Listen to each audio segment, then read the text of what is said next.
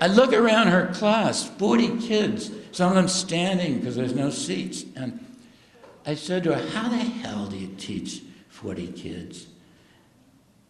Don't ever ask that question. She said, here, find out. They're yours. She handed me her class.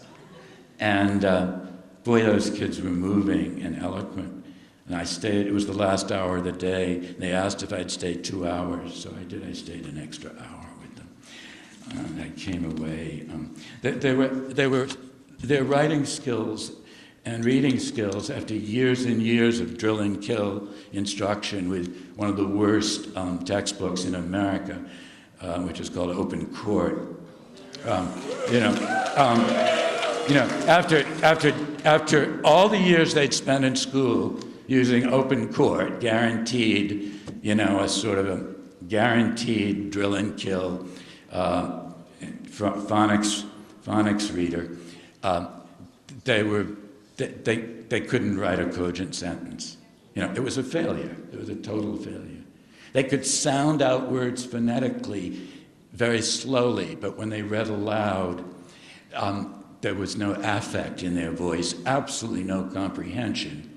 They were like plastic people reading plastic words. Do you understand?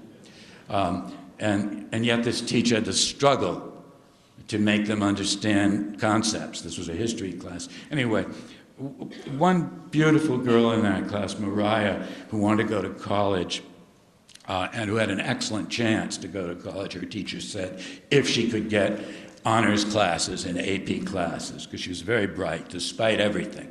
She'd somehow developed the skills. She told me she'd been forced to take a sewing class the year before.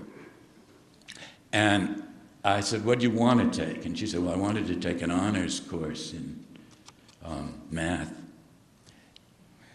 And then she started to cry in front of me, in front of the whole group. She said, now they say I have to take hairdressing this year. Hairdressing. And I said, no, I don't believe that. That's what they used to do to black and Latino kids years ago, right? Any older black folks here know what I'm talking about? They used to say, do something useful. You folks can work with your hands, right?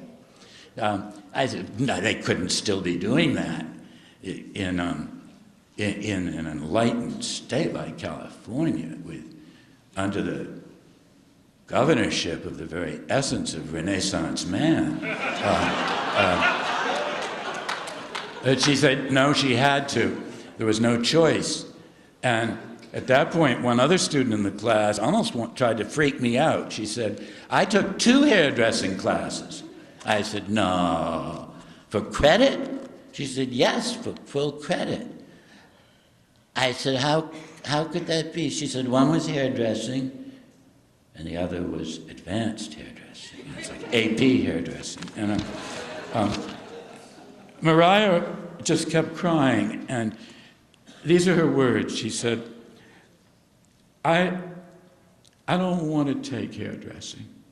I didn't need sewing either. I knew how to sew because my mother is a seamstress in a garment factory.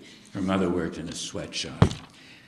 I'm trying to go to college. My mother wants me to go to college.